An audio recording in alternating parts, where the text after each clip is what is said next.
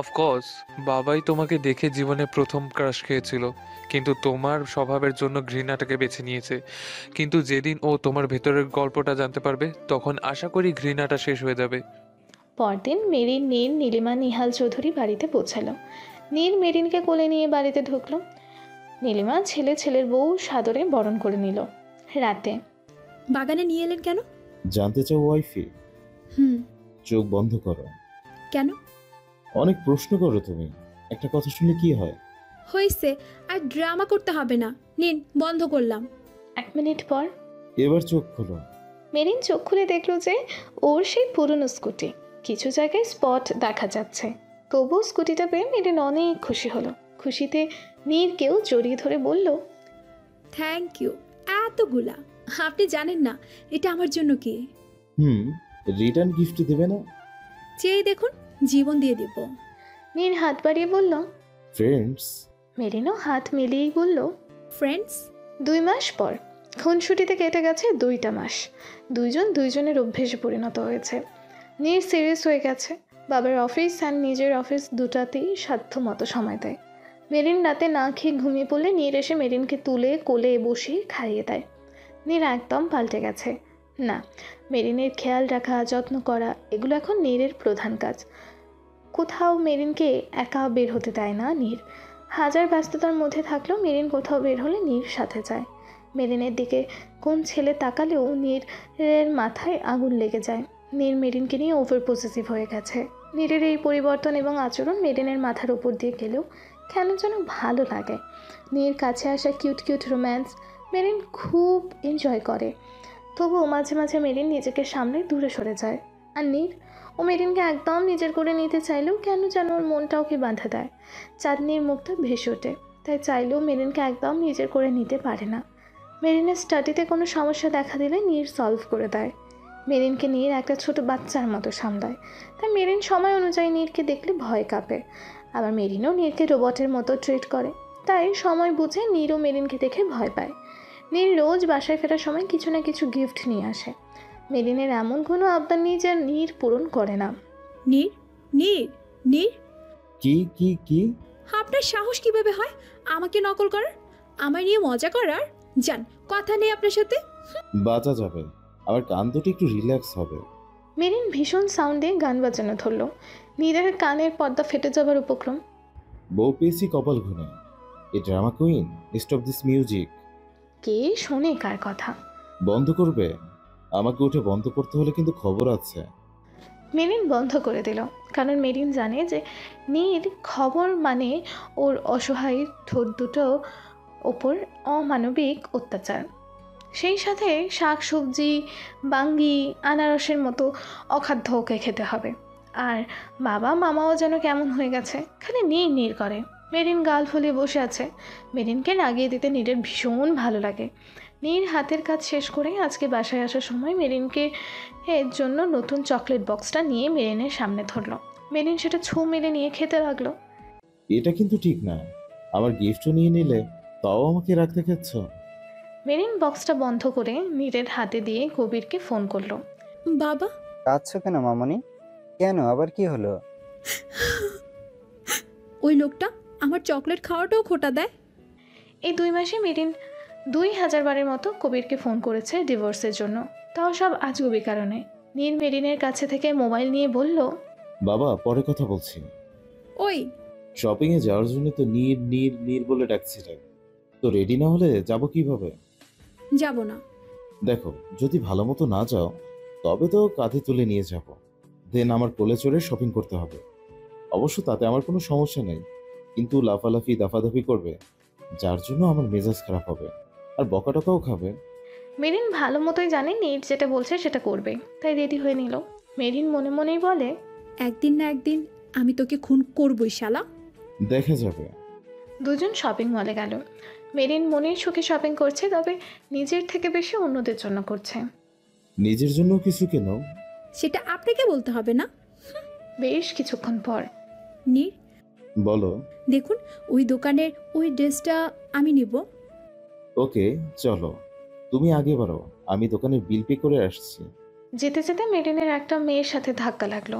দোষটা মেরিনেরই ছিল। সরি আমি তুলে দিচ্ছি। মেয়েটা মেরিনকে বলল, চোখে দেখো না, ইউ ব্লাইন্ড।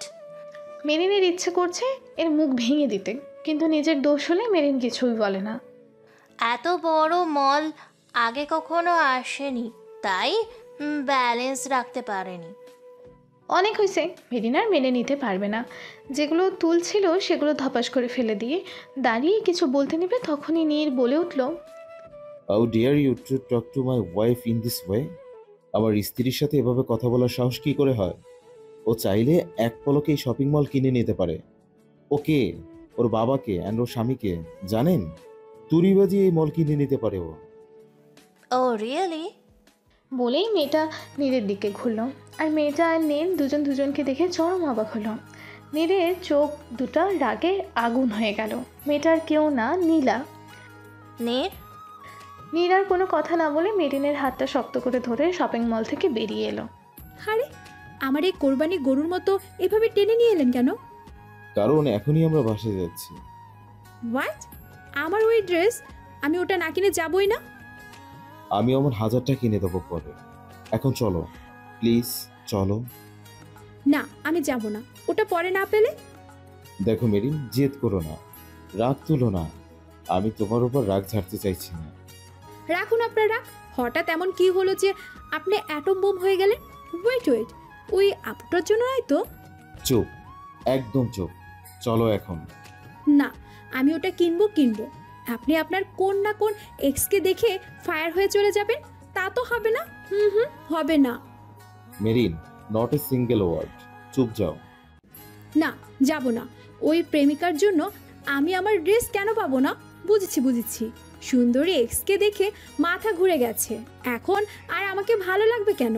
ওই মেয়েটার সাথে কি না কি করেছেন, আর তাই আমাকে টেনে নিয়ে এলেন, একে আবার গোপনে বিয়ে মেরিন আর বলতে পারলো না। নীর আর রাগ ধরে রাখতে না পেরে ঠাস করে মেরিনকে একটা থাপ্পড় দিল। এরপর নিজের ওয়ালেট মেরিনের হাতে দিয়ে গাড়ি নিয়ে চলে গেল। এটা কি হলো? মেরিন বন্যা নীর খান চৌধুরীর গালে থাপ্পড় মারল। পুরো 2 মাস পর আজকে আবারও সেই সের খান জেগে গেছে। আজকে নীরের কপালে যে কি আছে কে জানে। Hello, control room. ওদিকে নীর প্রচণ্ড রেগে গাড়ি চালাচ্ছে। তখন দেখলো যে পুলিশ ওকে গাড়ি থামাতে বলছে। নীর ভালো করে জানে যে এমনটা হবার পিছে মেরিনের হাত আছে, তাই গাড়ি না থামিয়ে চালিয়েই যাচ্ছে। কারণ আজকে মেরিনের থেকে নীরের কয়েকশো গুণ বেশি রেগে আছে। 5 বছরের পুরনো ক্ষতে আজকে আবারও নাড়া লেগেছে। নীরের পুরো দুনিয়া ঘুরে আছে। তার মধ্যে সামনে তাকিয়ে দেখলো যে কতগুলো পুলিশ ভ্যান ওর রাস্তা ব্লক করে রেখেছে। মোট কথা ওকে পুলিশ চারিদিক থেকে ঘিরে ফেলেছে। বাধ্য হয়ে নীরকে গাড়ি থামাতে হলো। নীর নামলো। You are under arrest. Look, I am now out of my mind. দয়া করে আমার পথ ছাড়ুন। এই যে মিস্টার, অ্যারেস্ট মানে অ্যারেস্ট। বললাম না, পথ ছাড়ুন। এই ওনাকে গাড়িতে তোলো। অফিসার, যদি আজকে আমার আপনার গাড়িতে উঠতে হয় তবে আপনার চাকরি থাকবে না, আমি খেয়ে ফেলবো। এরা জামাই বউ কি ভাত টাত খেতে পারে না নাকি? আমার চাকরি খাওয়ার পিছে পড়েছে। দেখুন, আপনি একটা ডিউটি অফিসারকে থ্রেট করেছেন, তাই আপনাকে অ্যারেস্ট করা হলো। ইউ আর ফিনিশড নাও। বলেই নীর পুলিশ কমিশনারকে ফোন করলো, বাট কেউ ধরলো না। ধরবে কি করে? মেরিনের অর্ডার যেন নীরের ফোন না ধরে। কি হলো? ওকে, অ্যারেস্ট মি। অফিসার নীরের সামনে আসতেই নীর তার বেল্ট থেকে রিভলভারটা নিয়ে অফিসারের মাথায় ঠেকিয়ে বলল, ক্লিয়ার মাই রোড রাইট নাও, না হলে একে জানে মেরে দেবো। এই যে সরো সরো। স্যার, আমাকে মারবেন না, আমার কোনো দোষ নেই। Merin ma'am. I know. Hey you, আমার গাড়ি ছাড়া অন্য গাড়িগুলোর মানে চাকার হাওয়া বের করো। তাই করা হলো। আর মিস্টার অফিসার, কল মেরিন আর বলবে যে আমাকে অ্যারেস্ট করে বেধড়ক পেটাচ্ছ, না হলে এই মেয়ে আমাকে শান্তি দেবে না। Now I don't want any drama. Officer তাই করলো। এরপর নীর আবারও গাড়ি নিয়ে ছুটলো। ওদিকে নীরের থাপ্পড় খেয়ে মেরিন সোজা খানবাড়িতে গেছে। আর গিয়েই কিয়ামত শুরু করেছে, যার থেকে লবণদানিটাও বাদ যায়নি। কবির কণিকা চুপচাপ দাঁড়িয়ে দেখছে, জানে প্রশ্ন করলে ওদেরকে সহ ভেঙে ফেলবে। তখন অফিসার মেরিনকে ফোন করে বলল যে নীরকে অ্যারেস্ট করে পেটাচ্ছে। আপনাকে খালি পিটাতেই বলেছি, নাকি উল্টো করে ঝুলিয়ে গায়ের মধ্যে ছারপোকা ছাড়তেও বলেছি? Sorry ma'am. Shut up! পুরো 2 দিন জেলে রাখবেন, তাও বিদঘুটে রুমে। যদি এমনটা না হয় তবে আপনার নামটা থাকবে জানটা না। হুম। 2 দিন পর রাত 12টা নীর বাসায় ফিরল, দেখলো মেরিন এই বাসায় নেই। গেল খানবাড়িতে, গিয়ে দেখলো যে মেরিন 3/4 অ্যান্ড টি শার্ট পরে খোলা চুলে মনের সুখে ঘুমাচ্ছে, তাও টেডি বেডের উপর চড়ে। ও, এ কারণেই আমার বুকের উপরে চড়ে আমাকে বেড বানিয়ে ঘুম আসা হয়। সকালে মেরিনের ঘুম ভাঙল। মর্নিং। মরণ! হ্যাঁ। মেরিন দুম করে উঠে বসলো, নীরও উঠে বসলো। মেরিন একবার নীরের দিকে তাকাচ্ছে, একবার নিজের দিকে দেখছে। এমনভাবে এই প্রথম মেরিনের সামনে। হয়েছে 5 মাস হয়ে গেল বিয়ের, এর মধ্যে 3 মাস ধরে আমার বুকে ঘুমাও, তাও রোজ সকালে এইভাবে চিল্লাও কেন? মেরিন চাদর পেঁচিয়ে নিল, চারিদিকে চোখ বুলিয়ে দেখলো না এটা ওর ঘর আর না নীরের। তখন মনে পড়লো যে নীর ওকে থাপ্পড় মেরেছে। মেরিন চাদর দিয়ে মুখ ঢেকে শুয়ে পড়ল। লিসেন, তুমি যদি ভেবে থাকো যে এখন আমি বাবু সোনা বলে তোমাকে সরি বলবো, তবে তুমি একেবারে ঠিকই ভেবেছ। I am really very very sorry. আমি তোমাকে একটা থাপ্পড় মেরেছি, তুমি আমায় আরো 10টা মারো, বকো, আমি কিচ্ছু বলবো না। জানোই তো, যখন আমি রেগে থাকি তখন কোনো কথা আমার সহ্য হয় না। রাগ উঠলে তোমার মতো আমারও মাথা ঠিক থাকে না। তাই সরি। আর তুমি 2 দিন ধরে না খেয়ে আছো কেন? ঠিক হয়েছে এটা, ওঠো। ও মেরিন, দেখো, তুমি জানো যে তুমি চুপ থাকলে আমার একদম সহ্য হয় না। তোমার কণ্ঠ না শুনলে আমার কি যে লাগে তা আমি নিজেও বলতে পারি না। ওঠো না, উঠবে কি না? নীর চাদর সহ মেরিনকে নিয়ে বাথটাবে ফেলে দিল। 10 মিনিট সময় দিলাম, ফ্রেশ হয়ে বের হও, না হলে আমি নিজে সব করিয়ে দেব। আর এই বাড়ির মেইন গেট ছাড়া সব দরজা লক আমি নষ্ট করে রেখেছি, যেন তুমি কোন রুমে নিজেকে বন্দি করতে না পারো, এমনকি ওয়াশরুমেরও। ফ্রেশ হয়ে নাও। নীর বেরিয়ে এলো। আমি জানি আমার অভিমানে বড্ড বেশি অভিমান করেছে, করার মতোই কাজ করেছি, আর তাই তো অভিমান ভাঙানোর জন্য এই বাগান বাড়িতে নিয়ে এসেছি। 10 মিনিট পর মেরিন বেরিয়ে এলো। নীর জোর করে মেরিনকে খাইয়ে দিল। সারাদিন চেষ্টা করেও নীর মেরিনের মান ভাঙাতে পারেনি। রাতে নীর মেরিনকে কোলে নিয়ে ছাদে গেল, দোলনায় বসালো। মেরিনের মাথা নিজের বুকের সাথে চেপে ধরল। মেরিন সরতে চাইলেও পারল না। এভাবেই থেকো প্লিজ। আজকে এখন আমি তোমাকে আমার কাহিনী বলবো। আমার বয়স ছিল তখন মাত্র 10 বছর। একটা মেয়ের জন্য আমার চাচ্চু আমার চির আবদারের স্থান। আমার দুনিয়াকে হারিয়েছিলাম।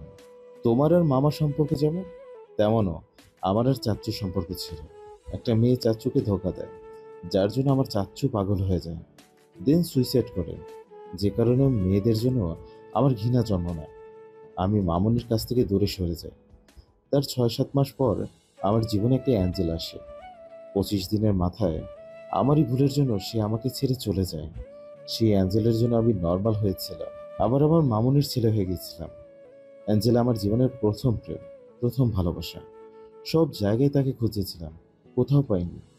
অ্যাঞ্জেল ছেড়ে যাবার পর আমি হাসতে ভুলে গিয়েছিলাম। তার 8 বছর পর এইচএসসি এক্সাম দিলাম। ডক্টর হওয়াটাই আমার প্যাশন ছিল। কোচিং করতে যেতাম, সেখানে রোজ এক্সাম হতো, সেখানে সবসময় ফার্স্ট হতাম। সেকেন্ড হতো একটা মেয়ে, সে গ্রামের মেয়ে ছিল, মিডিল ক্লাস ফ্যামিলির। তার নাম নীলা, যথেষ্ট সুন্দরী।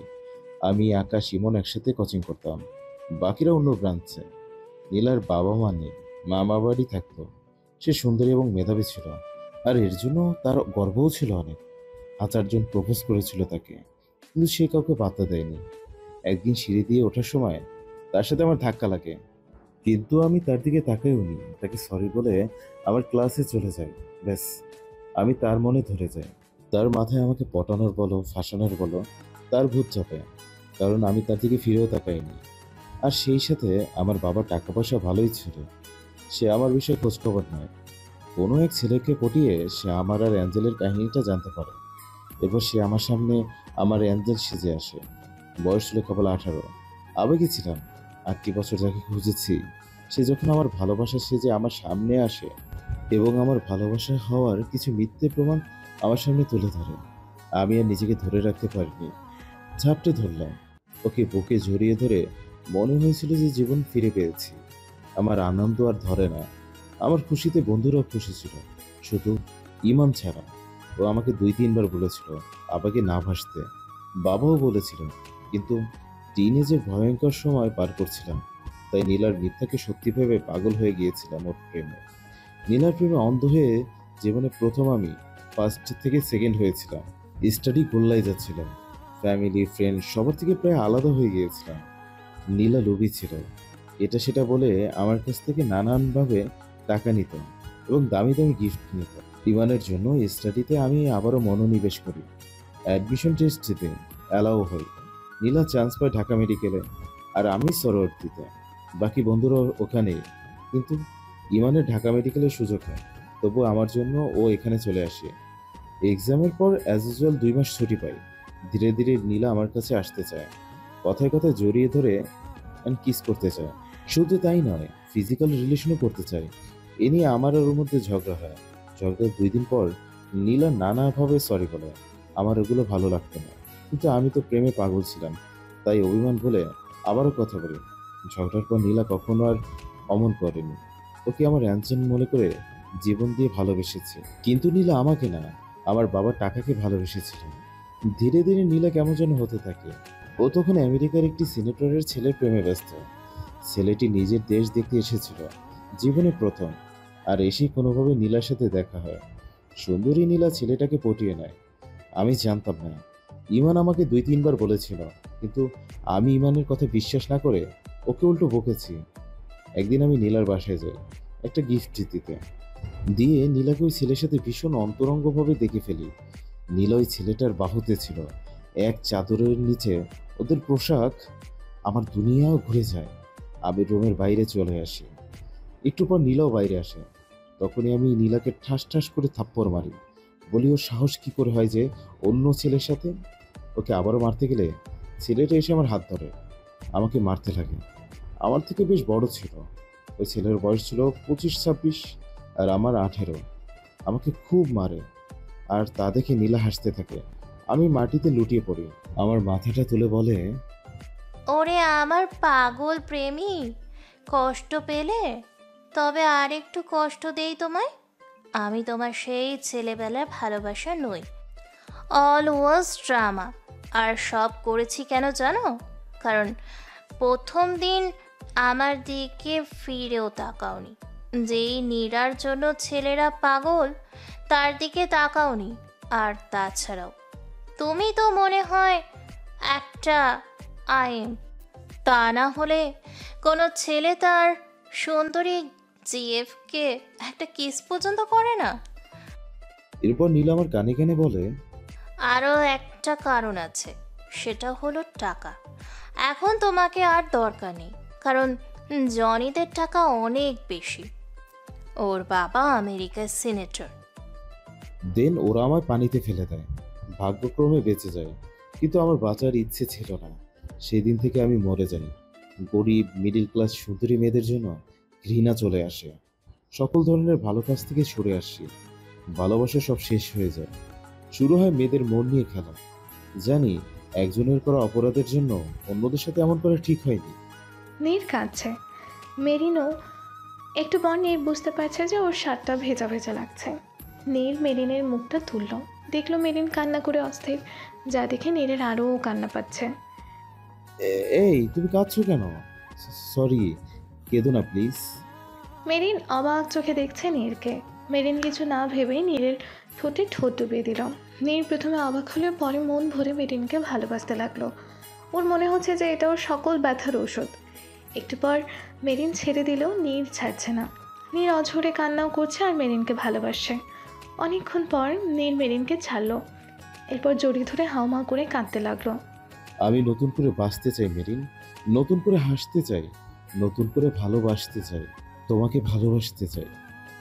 মেরিন নীরকে বহু কষ্টে থামালো। এরপর দুইজন রুমে গেল। মেরিন এক গ্লাস পানি নিয়ে নীরকে দিল। নীর ধকধক করে পানিটা খেয়ে নিল। যা, চলে গেছে তা চলে গেছে। ঘড়ির কাঁটা পেছনে ঘোরানো যায় না। দোষটা আমার ছিল না, সময়ের ছিল, ভাগ্যের ছিল। তুমি কি কখনো আমায় ক্ষমা করতে পারবে? মেরিন বিনিময়ে একটা হাসি দিয়ে বলল, কি মনে হয় যাই হোক, অনেক রাত হয়ে গেছে, ঘুমিয়ে পড়ুন। আর তাছাড়াও মাথা ব্যথাও করবে। আজ আর ঘুম আসবে না, তুমি ঘুমিয়ে পড়ো। বললেই হলো, শুয়ে পড়ুন, আমি মাথায় হাত বুলিয়ে দিচ্ছি। তো কোনো কথা না। তাহলে তোমার কোলে মাথা রাখি। আচ্ছা। নীর মেরিনের কোলে মাথা রেখে মেরিনের কোমর জড়িয়ে ধরল। মেরিনের জমে যাওয়ার মতো অবস্থা হলো, বহু কষ্টে নিজেকে স্থির রাখলো। নীরের মাথায় হাত বুলিয়ে দিতে লাগলো। একটু পর নীর ঘুমিয়ে পড়ল। মেরিন মনে মনেই বলল, আমি কখনো ভাবতে পারিনি নীর আহমেদ চৌধুরীর অন্তরালে এমন একটা পাগল প্রেমিক আছে। আমার মনে হয় না আপনার মতো কেউ কাউকে এতটা ভালোবাসতে পারে। সেই অ্যাঞ্জেলটা সত্যি ভীষণ ভাগ্যবতী। জানি না সেই অ্যাঞ্জেলকে কেন যেন বড্ড হিংসে হচ্ছে। আচ্ছা, আপনি কি কখনো আমায় ভালোবাসতে পারবেন? আপনার সবটা জুড়ে তো কেবল আর কেবলই অ্যাঞ্জেল আছে। ভয় পাবেন না, আমি কখনোই আপনার অ্যাঞ্জেল হওয়ার চেষ্টাই করব না।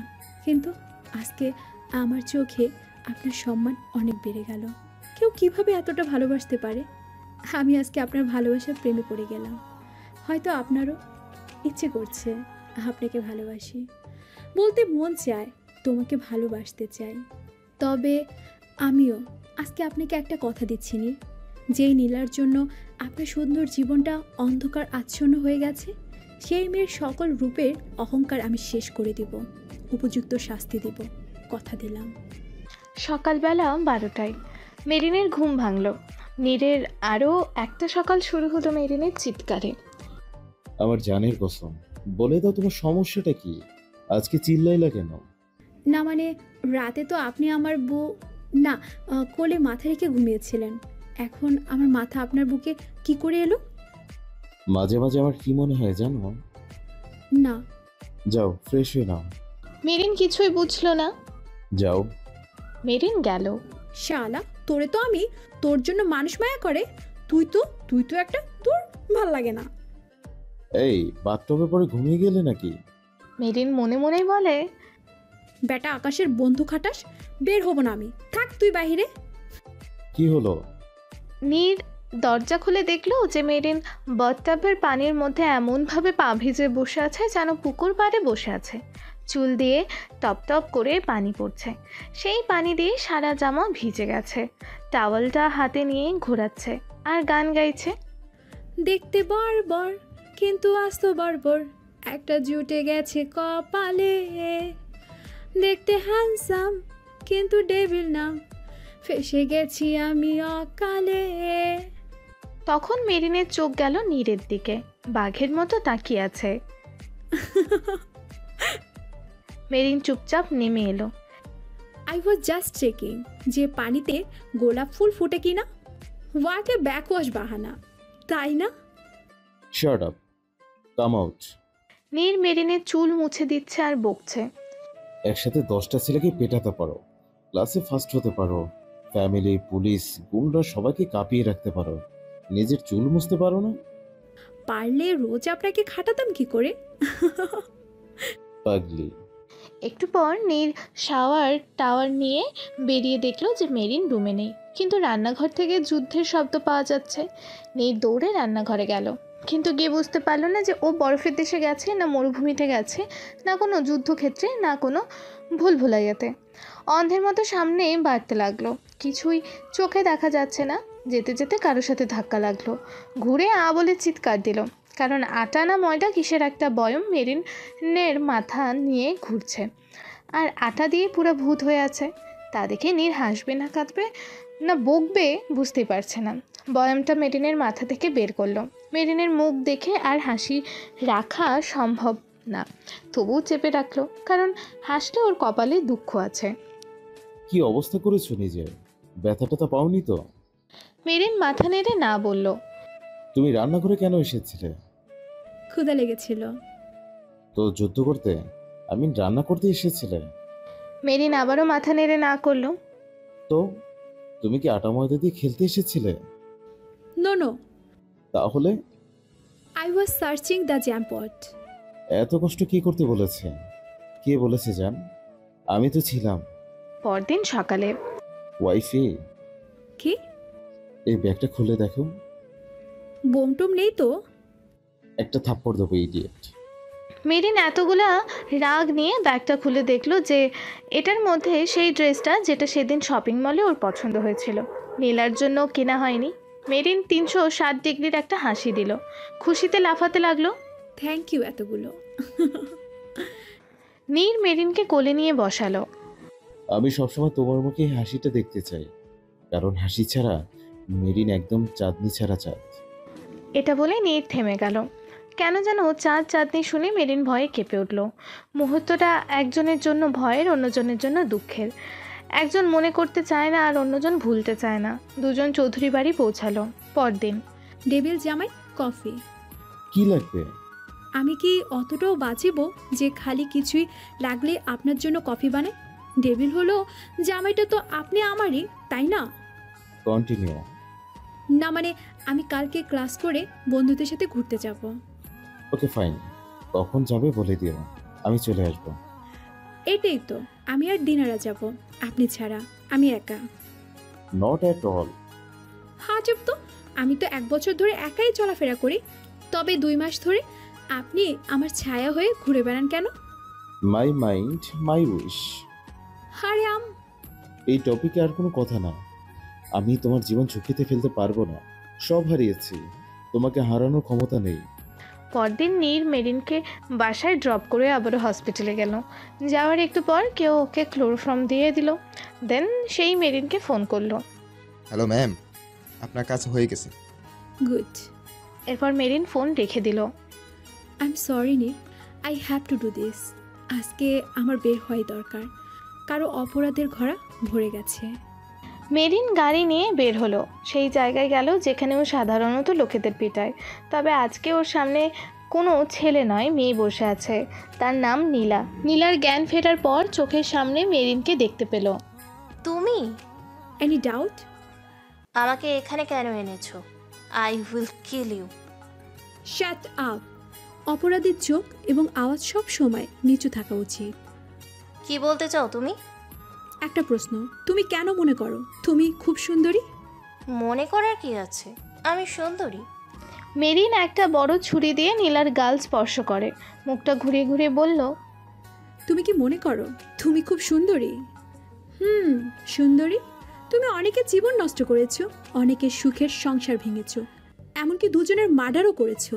তোমার রূপের জন্য তুমি অনেকের জীবন নষ্ট করেছো, অনেক মেয়ের সুখের সংসার ভেঙেছো, অনেক বাচ্চার বাবাকে কেড়ে নিয়েছো, অনেকের মেহনত করা সম্পদ কেড়ে নিয়ে নিঃস্ব করে দিয়েছো, অনেক পবিত্র জান পৃথিবীতে আসার আগে মেরে ফেলেছো মা হয়ে। শুধু তাই নয়, 2 জন মানুষের জীবনও নিয়েছো। তোমাকে 10 বার ফাঁসি দিলেও সে সাজা কম হবে। তবু তোমার এত পাপে আমার কিছু যেতে আসতো না। কিন্তু তোমার দুর্ভাগ্য যে তুমি আমার স্বামী, আমার নীরের মন ভেঙেছো, ওনার জীবন অন্ধকার করে দিয়েছো। উনি ভয় পায় নতুন করে বাঁচতে, ভালোবাসতে। খুব অহংকার তোমার এই রূপ নিয়ে, তাই না নীলা? আয়নায় নিজেকে দেখে খুব আনন্দ পাও, তাই না? আজকের পর থেকে তুমি আয়নায় নিজের মুখ দেখতেও চাইবে না। রনিদা। রনি একটা বোতল নিয়ে এলো। রনি হাতে গ্লোভস পরে আছে। আপুই, গ্লোভস পরে নাও। অফকোর্স। মেরিন হাতে গ্লোভস পরে বোতলটা রনির হাতে নিল। এটা কি? অ্যাসিড। অ্যাসিড? আরে চিল, এটি স্পেশাল অ্যাসিড। আমি মেরিন বন্যা নীর খান চৌধুরী। আমি কি আর অন্যদের চিপ অ্যাসিড আনতে পারি? আমি কাউকে কম দামের কষ্ট দেই না। এটা ওই অ্যাসিড না যে শরীরে লাগলে মৃত্যু যন্ত্রণা হয়। এই অ্যাসিড গায়ে পড়লে তুমি বুঝবেও না, মনে করবে যে মুখ ধোয়ার পানি জাস্ট, একটু জ্বালাপোড়া করবে না, কিন্তু তোমার এই সুন্দর মুখটা বিকৃতি করে দেবে। এটা মেক্সিকো থেকে আনা। এটা দিয়ে ক্যান্সার কোষ ধ্বংস করার কাজে ব্যবহার করা হয়। আর এখন তোমার চেহারা ধ্বংস করার কাজে ব্যবহার করব। এটা তোমার চেহারার এমন অবস্থা করবে যে তুমি নিজের চেহারাটাও আয়নাতে দেখতে চাইবে না। তুমি আর কখনো কাউকে নিজের রূপের জালে ফাঁসাতে পারবে না, কথা দিলাম। বলেই মেরিন নীলার মুখে অ্যাসিড ছুঁড়ে দিল। আর মুহূর্তের মধ্যেই নীলার মুখ বিকৃত হয়ে গেল। রনিতা, আয়নাটা এনে রূপবতীর রূপটা একটু দেখাও। নীলা আয়নায় নিজের চেহারা দেখে নিজেই কেঁপে উঠল। আমি তোমাকে ছাড়বো না মেরিন বন্যা খান। একটু ভুল হলো। ইটস মেরিন বন্যার নীর খান চৌধুরী। রনিদা, একে যা বলার বলে দিও, আমি যাচ্ছি। মেরিন বাসায় গেল। রুমে ঢুকে অবাক, কারণ নীর বসে আছে। চেহারা দেখেই বোঝা যাচ্ছে কতটা রেগে আছে। আরে আপনি কোথায় গিয়েছিলে? মানে? আমি জিজ্ঞেস করছি কোথায় গিয়েছিলে? ভনিতা না করে জবাব দাও। নীর, আপনি বোধহয় ভুলে যাচ্ছেন যে আমি কাউকে কখনো জবাব দিই না। বলবে না? এমন কোথায় গিয়েছিলে যে আমাকে বলতে পারবে না? নীর, কি বলতে চাইছেন আপনি? এটাই যে স্বামীর কাছে লুকিয়ে কোনো স্ত্রী কোথায় যেতে পারে। আপনি কি আমাকে সন্দেহ করছেন? সন্দেহ না, জানি। আচ্ছা, তাহলে বলুন কোথায় গিয়েছিলাম। বলবো না, দেখবো। বলেই নীর মেরিনকে নিয়ে বের হলো। সেই জায়গাতেই গেল। মেরিন অবাক হয়ে গেল। নীর মেরিনের হাত ধরে নীলার সামনে গিয়ে দাঁড়ালো। তোমরা? Thank you. কেন? অবাক হওয়ার কিছু নেই। তোমার জন্য আমি মেরিনকে পেয়েছি। তোমার জন্য আমি বলতে পারি যে আমার বউ মেরিন। আমি গর্ব করে বলতে পারি যে মেরিন বন্যা নীর খান চৌধুরীর স্বামী। রনিদা, তোমরা সবাই একটু বাইরে যাও তো প্লিজ। সবাই চলে গেল। নীলা, বলার জন্য বলছি না, সত্যি করে বলছি। তোমার থেকে মেরিন অনেক বেশি সুন্দর, সব দিক দিয়ে। তোমার সামনে আমি আমার স্টাইলে আমার বউকে থ্যাঙ্কস জানাবো, যেভাবে অলওয়েজ জানাই। বলেই মেরিনের ঠোঁট জোড়া দখল করে নিল। 5 মিনিট পর। Neela, I am not a. Hmm. এমন বিদকুটে রিয়াকশনগুলো দেওয়ার কারণটা জানতে পারি? How do you no?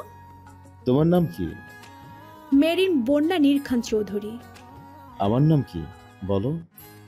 দা নীর আহমেদ চৌধুরী বর্ষণ। তুমি যেমন বন্যা, আমিও তেমন বর্ষণ। তোমার নজর আমার উপর পড়ার বহু আগে তুমি আমার নজর বন্ধ। বুঝিনি। নীর মেরিনের কপালে চুমু দিয়ে বলল, আগেই বলেছি এই ছোট মাথায় এত জোর না দিতে। বলেই নীর মেরিনকে কোলে নিয়ে হাঁটা ধরলো। গাড়ি রেখে নীর মেরিনকে কোলে নিয়ে রাজপথ দিয়ে হাঁটতে লাগলো। আপনি কি নিজেকে শাহরুখ খান ভাবেন? না, মিস্টার নীর মেরিন খান ভাবে। মানে? আগেই বলেছি ছোট মাথায় বেশি জোর দিও না। নীর মেরিনকে নিয়ে খুব সুন্দর একটা জায়গায় গেল। দুজন খোলা আকাশের নিচে বসে আইসক্রিম খেলো। সারা রাত গল্প করলো। খুব সুন্দর দিন কাটাতে লাগলো ওদের। 1 মাস পর। এর আগে তো কেবল নীর মেরিনকে নিয়ে ওভার পজেসিভ ছিল, এখন মেরিনও নীরকে নিয়ে ওভার পজেসিভ। কোনো মেয়ে নীরের দিকে তাকালে কথা বললে মেরিনের রাগ উঠে যায়। নীর তো এখন কম বয়সের ফিমেল পেশেন্ট পর্যন্ত দেখা কমিয়ে দিয়েছে মেরিনের ভয়ে। আর মেরিনের মধ্যে নজর আটকে যাওয়াতে কারো দিকে ফিরেও তাকায় না। ওই কি? চল না আজকে ক্লাস শেষে ক্যান্টিনে যাব। এমনভাবে বলছেন যেন আমি ক্যান্টিনে যাই না। না, সুযোগ পেলেই তো তুই তোর জামাইয়ের সাথে রোম্যান্স করতে চলে যাস। একটা লাত্তি খাবি, রোমান্স করতে যাই কে? তুই জানোস আমার জামাইয়ের দিকে অসভ্য মেয়েগুলো চোখ দিয়ে গিলে খায়। যখন পেশেন্ট দেখে তখন মাইয়াগুলো ড্যাব ড্যাব করে তাকিয়ে থাকে। আমার জামাইটা ঠিক মতো রুগীও দেখে শান্তি পায় না। এটাই কারণ না অন্য কিছু? অন্য কি? তুই এখনো ভাইয়াকে সন্দেহ করিস না তো যে অন্য মেয়ের সাথে ফ্লার্ট করছে না তো? মাইর খাইছোস কয়দিন আগে? এই তো 10 মিনিট আগে তোর হাতে। উনি যেমনই ছিলেন এখন অমন নেই। উনি জাস্ট পরিস্থিতির শিকার ছিল। উনি খুব ভালো, আর কখনো ওনাকে নিয়ে বাজে কথা বলবি না। একটু পর দুইজন ক্যান্টিনে গেল, বসলো। তখন শুনতে পেল 2টা মেয়ে, নাম টুম্পা আর ডলি, নীরকে নিয়ে বলা বলি করছে। ওই নীর স্যার এত সুন্দর কেন রে? হ্যাঁ রে, আমার নীর অনেক সুন্দর। তোর নীর? নীর স্যার বল। স্যার কি বল? স্যার হবে তোর, আমার তো বর। ওরা নানা ধরনের কথা বলছে। তখন রোজ অ্যান্ড দিবস নামের একটা মেয়ে এবং একটা ছেলে ওদেরকে জয়েন করলো। কিরে, কাকে নিয়ে কথা বলছিস? আমার জানো নীরকে নিয়ে। হোয়াট? তোর জানু? তুই জানিস না স্যার ম্যারিড? কি? তাতে কি, ডিভোর্স দিয়ে দিব, আমায় আবার বিয়ে করব। ওরে আমার আশারে, স্যারের বউ যে সুন্দরী, তাকে রেখে স্যার তোর দিকে ফিরেও তাকাবে না। সারা মেডিকেলে ওনার বউয়ের মতন সুন্দরী কেউ নেই। তার সামনে তোকে তো টোকাই লাগবে। মেরিন ম্যাম আমার ক্রাশ। ওই চুপ থাক তো। সুন্দরী টুন্দরীতে কিছু যায় আসে না, মনের মিলটাই বড়। আর স্যারের সাথে আমার মনের মিল আছে। ওনার কালো রং পছন্দ, তাই বেশিরভাগ কালো রং পরেন। গান পছন্দ, চিকেন পছন্দ, সবটাই আমার সাথে মিলে যায়। উনি আজ না হয় কাল আমারই হবে। আমার ভালোবাসা আমাকে ভালোবাসবে। আর বলতে পারলো না। টুম্পার মাথায় গরম গরম নুডলস পড়লো। এই কে রে? ওরা সবাই ঘুরে দেখলো মেরিন। Hello ma'am. দিনা জানে যে কোনো সময় কিয়ামত শুরু হবে, তাই নীরকে ফোন করলো। নীর পেশেন্ট টেনশনে রেখেই ছুট লাগালো। এই তোর সাহস কি করে হলো? তুই আমার মাথায় এটা ফেললি? চুপ যা, এটা মেরিন ম্যাম। ম্যাম হবে তোর? এটা নীর স্যারের ওয়াইফ। তোর একে ম্যাম মানতে পারিস, আমি না। বল আমার মাথায় গরম নুডলস ফেললি কেন? বিকজ ইউ আর লাকি যে এই মাথাটা এখনো আছে, আর একটা কথা বললে এই মাথাটা দেহ থেকে আলাদা করে দেব। ইয়ো বলে মেরিনকে থাপ্পড় দিতে নিল। দিনা মনে মনে বলে, ইয়া আল্লাহ, এর হাত থেকে এখন কে বাঁচাবে? ভুল মানুষের দিকে হাত বাড়ালে সেটা চলে না, গলায় ঝুলে। বলেই মোচড় দিয়ে হাতটা ভেঙে দিতে নিল, আর তখনই নীর এসে সরিয়ে নিল। ছাড়ুন আমাকে, ওর সাহস কিভাবে হয়? মেরিন আবারও তেড়ে গেল, টুম্পার চুল টেনে ধরল। ওয়াইফি ওয়াইফি। নীর হাজার চেষ্টা করেও মেরিনকে থামাতে পারল না। এই 1 মাসে মেরিনের রাগ কমানোর জন্য একটা টেকনিক অবলম্বন করে, কিন্তু এখন সবার সামনে কিভাবে টেকনিকটা অবলম্বন করবে? মেরিনের রাগ এখন না থামালে বাড়াবাড়ি কিছু হয়ে যাবে। তাই কিছু না ভেবে নীর মেরিনের ঠোঁট জোড়া দখল করে নিল, কারণ এটাই মেরিনকে সামলানোর একমাত্র উপায়। সবাই তো অবাক। 2 দিন পর নীর মেরিন ঘুরতে বেরিয়েছে রিক্সা দিয়ে। নীরের তো একটুও ইচ্ছা ছিল না রিক্সায় ঘোরার, কিন্তু মেরিনের ওপর কথা বলার সাহস তো তার নেই। তাই আমার ক্ষুধা লেগেছে। হ্যাঁ, একটু সামনে ভালো রেস্টুরেন্ট আছে। কিন্তু আমার তো এখন ক্ষুধা পেয়েছে, ওইখানেই খাবো। ওই দেখুন একটা রেস্টুরেন্ট দেখা যাচ্ছে, ওটাতেই যাই। Not at all, it's too cheap. তো চলুন না। একটা থাপ্পড় দেবো। Hmm sorry. হুম। একটু পর দুজনে বসে খাচ্ছে। মেরিন নিজের মতো খাচ্ছে, নীরের দিকে তাকাচ্ছেও না। নীর বেশ বুঝতে পারছে যে ওর বউ সাংঘাতিক রেগে আছে, আর তাই রাগের চোটে মরিচ খাচ্ছে না কি খাচ্ছে দেখতে পাচ্ছে না। মেরিন একটুও ঝাল খেতে পারে না। মেরিনের কাহিনী দেখে মুখ টিপে হাসছে। তার মধ্যে তখনই একটা মেয়ে বলে উঠল। নীর ঘুরলো, বলল, আরে সি। মেয়েটা দৌড়ে এসে নীরকে জড়িয়ে ধরল, যার জন্য নীর একটুও প্রস্তুত ছিল না। নীর মেরিনের দিকে তাকালো, রেগে আগুন হয়ে আছে সে। নীর বড় একটা ঢোক গিলল। নীর মেয়েটাকে তাড়াতাড়ি সরিয়ে দিল। তুমি তো দেখি আরো সুন্দর হয়ে গেছো। Thank you. Meet my wifey Merin Bonna Nir Khan Chowdhury. কি, তুমি বিয়ে করছো? কবে, কখন, কেন? কাম অন ইয়ার্স সি। মজা বন্ধ করো। এই মেয়ে আমার ডিভোর্স না করিয়ে দেয়। মেয়েটা মেরিনের দিকে হাত বাড়িয়ে বলল, হাই বিউটি, আমি চাঁদনি। মেরিনও সমাজ রক্ষা হাত মেলালো, কিন্তু মেরিনের সাথে হাত মেলাতেই চাঁদনি দিল একটা চিল্লানি। নীর বুঝতে পারলো কাহিনী। চাঁদনি চলে গেল। এটাও কি আপনার কোনো এক্স? নীর মনে মনে বলে, যাক, রেগে হলেও পাক্কা 2 ঘন্টা পর তো কথা বললে। তবে তোমার কথা না শুনলে আমার অস্থির লাগে। এটা জেনেও 2 ঘন্টা কথা না বলে আমাকে শাস্তি দিলে। দাঁড়াও, তোমাকে দেখাচ্ছি মজা। কি হলো? আর ওর নাম চাঁদনি? ওকে সি বলে ডাকলেন কেন? কি হলো? এতগুলো প্রশ্ন করলাম, একটারও জবাব দিচ্ছে না কেন? ওই মেয়েটা কি আপনার এক্স? অ্যাকচুয়ালি ও আমার এক্স না, জাস্ট ফ্রেন্ড। আর ওকে ভালোবেসে আমি সি ডাকি। ভালোবেসে সি ডাকি কথাটা শুনে মেরিন আরও রেগে গেল। মেরিন দুম করে খানবাড়িতে চলে গেল। চল বেটা নিয়ে শ্বশুর বাড়ি চল, কারণ তোর বউ আবারও বাপের বাড়ি গেল। কিন্তু তোমাকে কিভাবে বলবো যে আমি ওকে সি বলে কেন ডাকি? ওর নাম যে চাঁদনি, কিভাবে ওকে চাঁদনি বলে ডাকবো? চাঁদের জীবনে তো কেবল একটাই চাঁদনি, সে নামে আমি কাউকে ডাকতে পারবো না। সকালে নীরের আরও একটা সকাল শুরু হলো মেরিনের চিল্লানিতে। আজকের চিল্লানোর কারণ হলো মেরিন খানবাড়িতে নিজের রুমের সব দরজা জানালা বন্ধ করে ঘুমিয়েছিল, যেন কোনোভাবেই নীর রুমে না ঢুকতে পারে। আর ঘুম ভাঙার পর দেখলো যে ও নীরের বুকে, তাও চৌধুরী বাড়িতে। রাতে সারাদিন মেরিন নীরের সাথে কথা বলেনি, তাই নীরের দিনটা জঘন্য গেছে। মেরিন বারান্দায় দাঁড়িয়ে আকাশ দেখছে। তখন নীর গিয়ে মেরিনকে পেছন থেকে জড়িয়ে ধরল। মেরিনও নড়ল না, কারণ জানে নীরের বাহুর বন্ধন থেকে মেরিন কখনোই ছুটতে পারবে না। নীর মেরিনের ঘাড়ে মাথা রেখেই বলল, খুব রাগ করেছ? I am sorry. I was just joking. বিশ্বাস হলো না? বলেই নীর মেরিনের ঘাড়ে কিস করলো। মেরিন কেঁপে উঠল। কি হলো, জবাব দাও। বিশ্বাস হয়নি আমার কথা? বলেই আবারও ঘাড়ে একটা কিস করলো। মেরিন লজ্জা মিশ্রিত কণ্ঠে বলল, জানি না। ওয়াইফি, হুম। May I? নীর জবাব পেয়ে নীর মেরিনকে কোলে তুলে নিল, কিন্তু আজও কোনো একটা অদৃশ্য শক্তি নীরকে আটকে দিল। নীর উঠে গাড়ি নিয়ে বেরিয়ে গেল।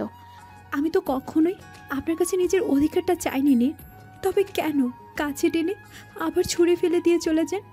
আমি তো আপনার বন্ধু হয়ে খুশি আছি, কারণ আমি জানি আপনি আমাকে ভালোবাসতে চান মাত্র, কিন্তু ভালোবাসছেন না, সেই এঞ্জেলকে ভালোবাসেন।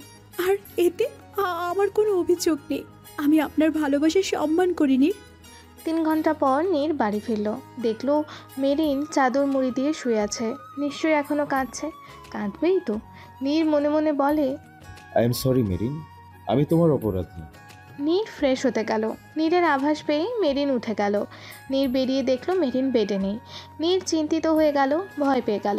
মেরিন ওকে ছেড়ে যায়নি তো? ঠিক তখনই একটা ফর্সা হাত ওর সামনে একটা গ্লাস ধরলো। তাকিয়ে দেখলো গাল ভরা একটা প্রশান্তির হাসি নিয়ে তার দিকে তার চন্দ্রমুখী তাকিয়ে আছে। নীর স্বস্তির নিঃশ্বাস নিল। চলুন ছাদে গিয়ে কফি খাই। নীর বেশ অবাক। কি হলো, ঠান্ডা হয়ে যাবে তো? দুজন ছাদে গেল। দোলনায় বসে দুজন কফি খাচ্ছে। মেরিন নীরের ঘাড়ে মাথা রেখে কফি খাচ্ছে। Marine, hmm. I am sorry. কেন? কিছু না, তুমি খুব খুব ভালো জান। পরদিন সকালে, ওয়াইফি, ওয়াইফি, সারের মতো ভ্যা ভ্যা করছেন কেন? বাটনটা লাগিয়ে দাও না। হুম। মেরিন বাটন লাগাচ্ছে আর নীর 5 সেকেন্ড পর পর মেরিনের ঠোঁট কিস করছে।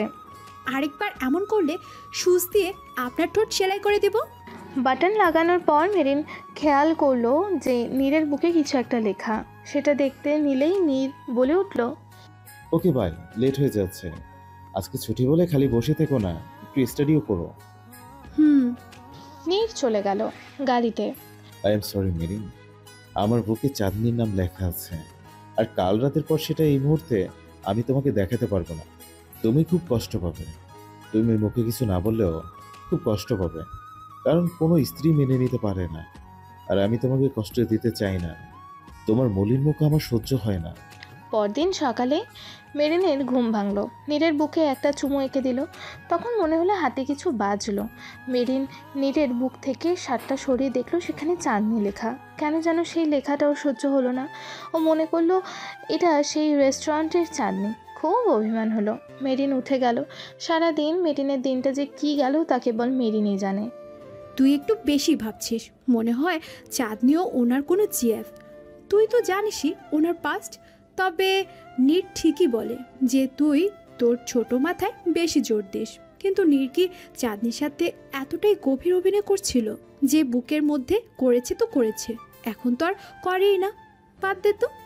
2 দিন পর, ওয়াইফি, হুম। তুমি ঠিক আছো?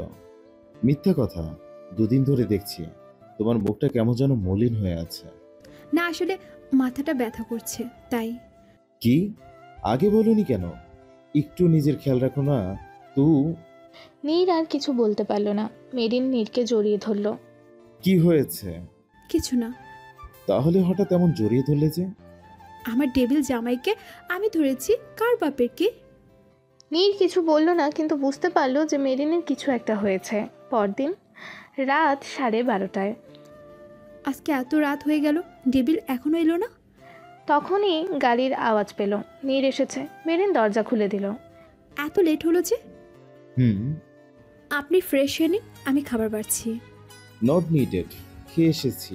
তুমি খেয়েছো তো? নীর ফ্রেশ হয়ে একটা সাদা পাঞ্জাবি পরল। নীর একটা ব্যাগ মেরিনের হাতে দিয়ে বলল, যাও, এটা পরে এসো। কি এটা? খুলে দেখো। মেরিন খুলে দেখলো লাল রঙের একটা খুব সুন্দর বেনারসি শাড়ি। বেনারসি শাড়ি? যাও পরে এসো। এত রাতে পরবে? শোনো, বাঙালি ভাবে পরবে। মেরিন পরে এলো। দেখলো নীর খাটটাকে একদম গহনার দোকান বানিয়ে রেখেছে। নানা ধরনের স্বর্ণের গহনা। এগুলো কি? নীর জবাব না দিয়ে মেরিনকে লিপস্টিক, কাজল আর লাল টিপ দিয়ে সাজিয়ে সব গহনা পরিয়ে দিল। মেরিন তো গহনার ভারে দাঁড়াতেও পারছে না। এরপর নীর মেরিনের মাথায় হালকা করে একটা ঘুমটা দিয়ে দিল। এরপর মেরিনকে নিয়ে গিয়ে আয়নার সামনে দাঁড়ালো। মেরিন আজকে নিজেকে দেখেই মুগ্ধ। অসম্ভব সুন্দর লাগছে মেরিনকে।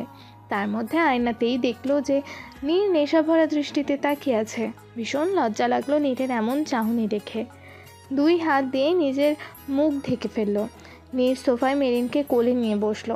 এরপর মেরিনের মুখ থেকে ওর 2 হাত সরিয়ে মাতাল কণ্ঠেই বলল, আমার খুব ইচ্ছে ছিল আমার ভালোবাসাকে আমি এমনভাবে দেখব। নীরের কথাতে মেরিন লজ্জা পেয়ে নীরের বুকে মুখ লুকালো। নীর মেরিনকে মন ভরে ভালোবাসতে লাগলো। নীর আজকে ঠিক করে নিয়েছে যে আজকে ও সকল দ্বিধা মিটিয়ে মেরিনকে নিজের করে নেবে, ভালোবাসবে। মেরিনকে বলে দেবে যে এখন নীর অন্য কাউকে না, শুধু আর শুধু মেরিনকেই ভালোবাসে। কিন্তু ভাগ্যের হয়তো অন্য ইচ্ছা আছে। নীর মেরিনের গলায় নিজের ভালোবাসার পরশ এঁকে দিতে ব্যস্ত। মেরিন অবশেষে চোখ বন্ধ করে আছে। ওর হাত নীরের হাতে বন্দি।